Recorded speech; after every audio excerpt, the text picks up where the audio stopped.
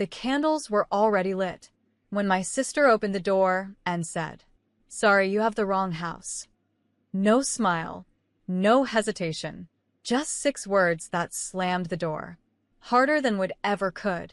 I stood there holding a red velvet cake, 12 candles, 1 for every year they skipped, 6 I forgave, and 6 I never forgot. My name is Elena Moore, and from wherever you're watching this, stay with me. Have you ever walked into a room that used to belong to you, only to realize they've replaced you with silence?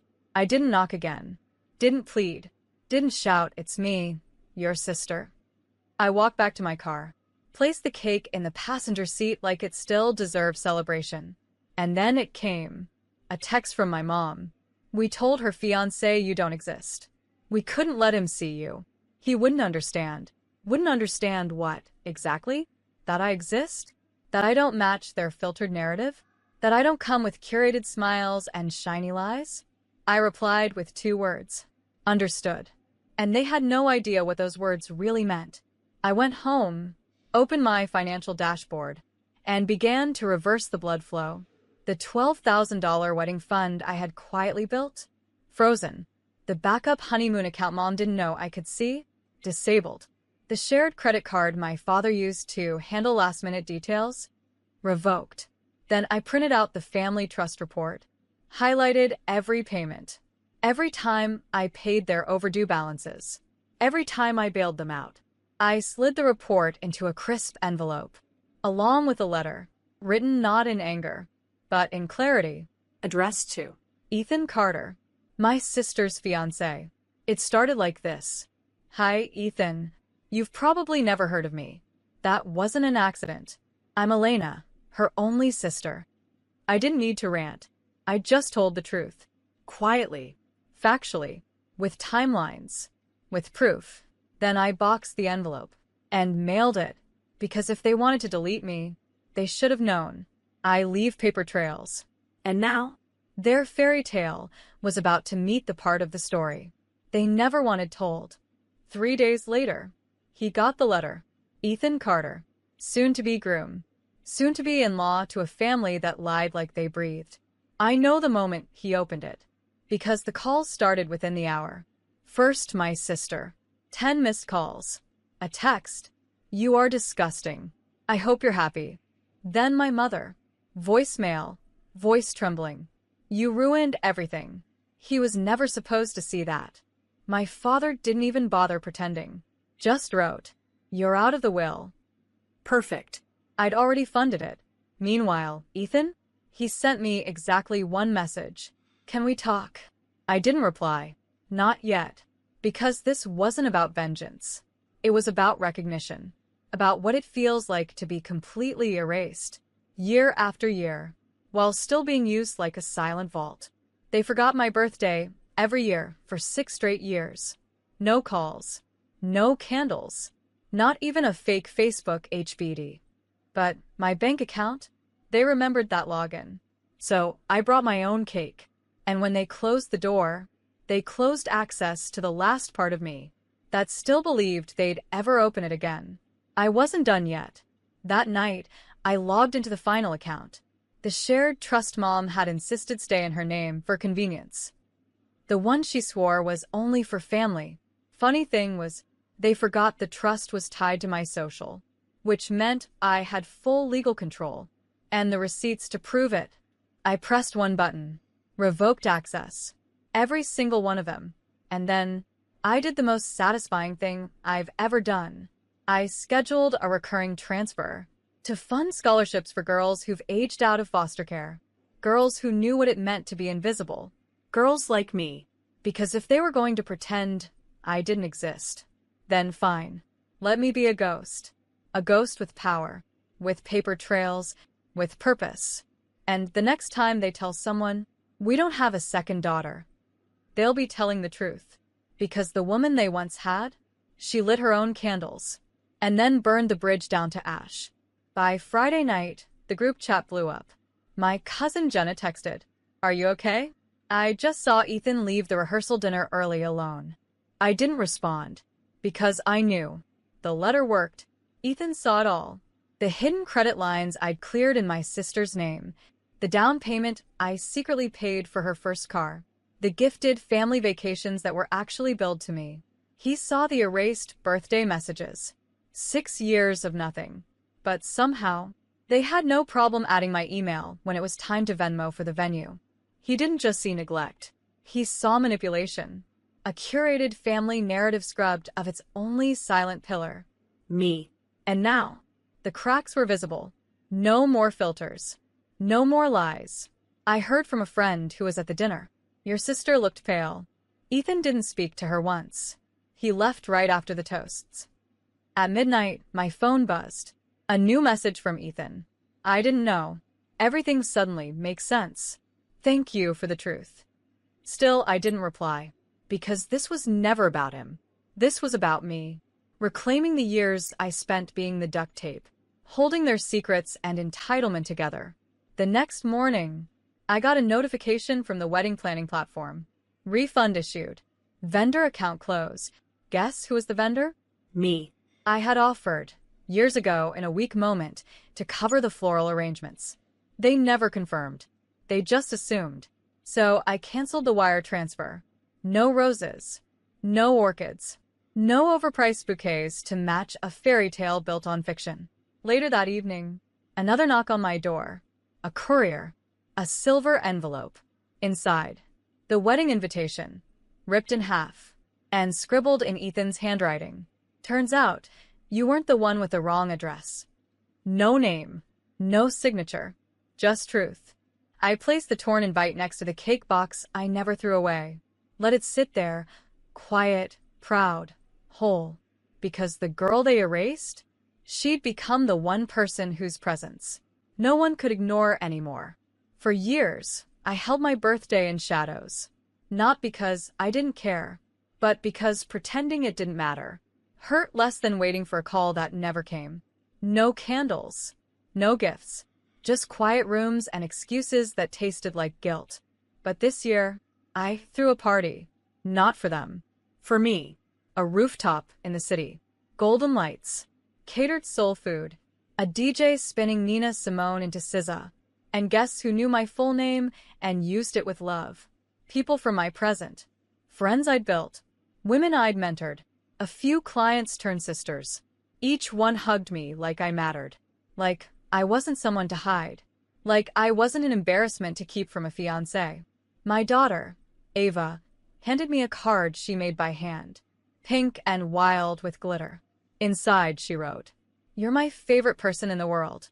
I hope I grow up to be strong like you." I cried. Not the quiet, polite tears. The full-body ones. Because for the first time in my adult life, I felt seen on the day I was born. And guess what? No one from the family showed up. No call. No text. Not even a fake apology. But Ethan did. He didn't walk in with flowers or a dramatic speech. He walked in with respect. Waited until the music dipped low. Then approached and said, "I ended it. I couldn't marry into a lie. I want to thank you for telling the truth. Even when it cost you everything." I looked at him, took a breath, and nodded. No bitterness. No pride. Just closure. Because I didn't need to be part of their perfect picture. I'd created my own. Later that night, as candles flickered and Ava spun in her dress, someone asked if I wanted to make a wish. I smiled and said, I already did. I wished for one birthday where I wasn't forgotten. Then I blew out the candles. 12 of them. Each one carrying away a year they tried to erase me. And, in their place, I lit a future I built myself. They thought I'd fade quietly. That after a rooftop party, I'd get it out of my system and return to the silent, reliable daughter they could ignore until needed. But silence? It had expired. I dug into my storage unit that week, pulled out old journals, receipts, even voicemails. Proof of every birthday missed. Every graduation they skipped. Every family photo I was cropped from.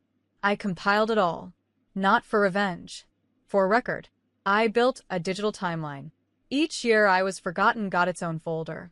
2017, a missed dinner and a gas bill I paid for them.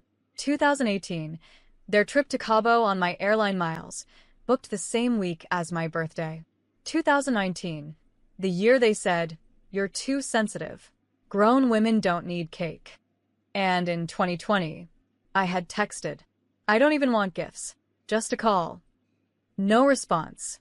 But their Amazon delivery hit my inbox, paid with my Prime. This was not memory lane. It was evidence. Because someday Ava would ask, "Why don't we see Grandma and Grandpa? Why doesn't Aunt Marissa send cards?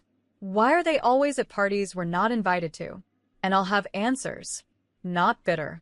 Not twisted. Just truth. They didn't forget my birthday. They chose not to show up. And now, I'm choosing not to show up for them. At the end of that week, I clicked send on one final email to the family accountant, requesting full removal of my name from every shared holding, investment, and asset. Subject line. Effective immediately. No explanation. No emotion. Just a clean exit. He replied, "Understood. Are you sure?" And I wrote back, "I've never been more sure of anything in my life." Because when someone spends 6 years showing you you're invisible, you stop begging to be seen. You start building mirrors, so they can finally see themselves. I looked in mine that night, face clean, eyes sharp. No more waiting for love that never came. They erased me from their narrative. So I rewrote the ending. And in this version, I never needed the invitation to matter. I became the story. The wedding still happened, just not the way they planned. No Ethan. No luxury hall. No $20,000 cake shaped like their fairy tale. The venue called me. I used to be listed as a financial guarantor. They were confused. The card on file declined. "Would you like to keep the date?" I laughed. Softly. "No." Let the date go. Just like I did. They downgraded fast. From waterfront estate to some dusty lodge outside town. From hundreds of guests to a sparse 20. No press-on glamour could hide the cracks now. I didn't go, of course. But Jenna did. Cousin with a conscience. She sent me a single photo. My sister, in a wrinkled dress, looking out into a half-empty room. She wasn't smiling. Not even pretending. Because all the money she expected to float on? Gone. The emergency hair stylist failed. The custom florals? Never showed. The catering delivered to the wrong address. And her makeup artist posted a TikTok saying, "Be careful working with brides who burn bridges. Sometimes, karma shows up in bronzer." Meanwhile, I was at the lake with Ava. She was skipping rocks. I was sipping coffee. We were both free. She looked up and said, "Do you think they're thinking about us today?" I replied, "No. But that's okay. Today isn't about being missed. It's about not missing ourselves anymore." Because I had mourned that family. Like they were gone. Turns out, they were just never really there. Only present when they needed something. Only warm when it was convenient.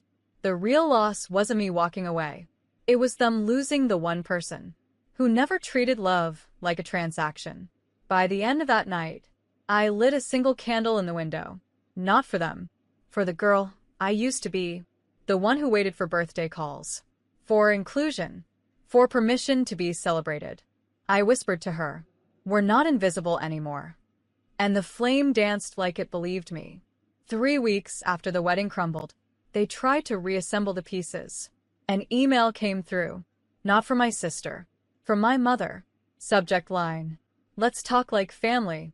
It started sweet, as always. I know feelings got hurt, and ended with the same manipulation. "Your sister is struggling. If you could just help her get back on her feet." Not once did it say, "I'm sorry." Not once did it mention the door slammed in my face. The birthdays ignored. The fiancé lied to. No. It was all, "Let's move on. Let's forget. Let's return to normal." But I don't do normal anymore. Not when normal meant being used. Erased. Gaslit into guilt for asking to be loved out loud. So I didn't scream. I didn't rant. I wrote one word back. No. And I clicked send. That word traveled like thunder. Because I'd never said it before. Not when they needed money. Not when they borrowed my car.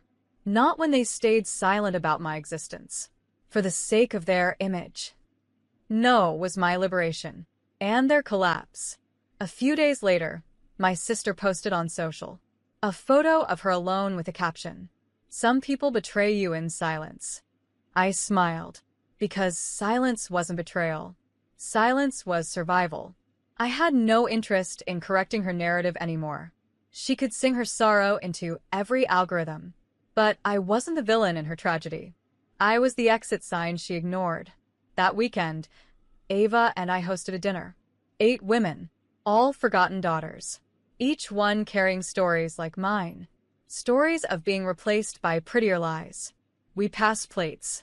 We passed healing. And one by one, we toasted the word no. Because sometimes, no is the kindest word you'll ever say.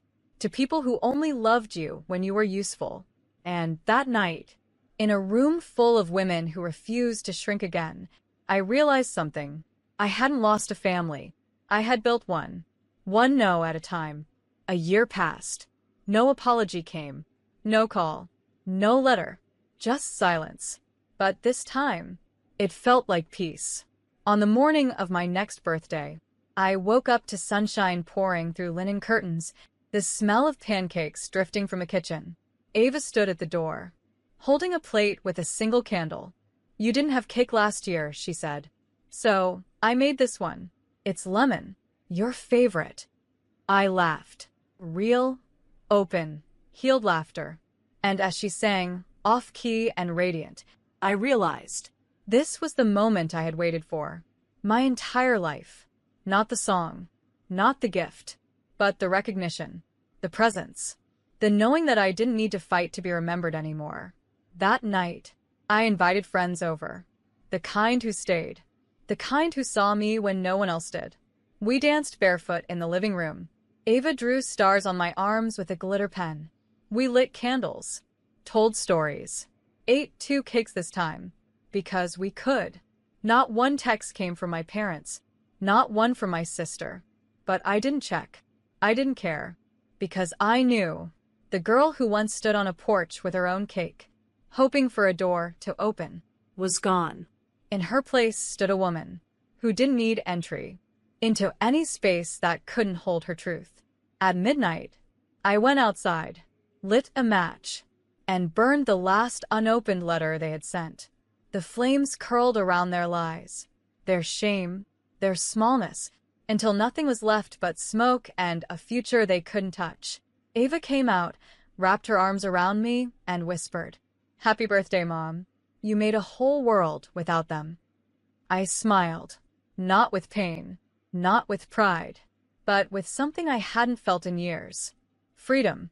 And as the stars blinked awake above us, I whispered to myself, just once, with full clarity, I am not forgotten. I'm finally home.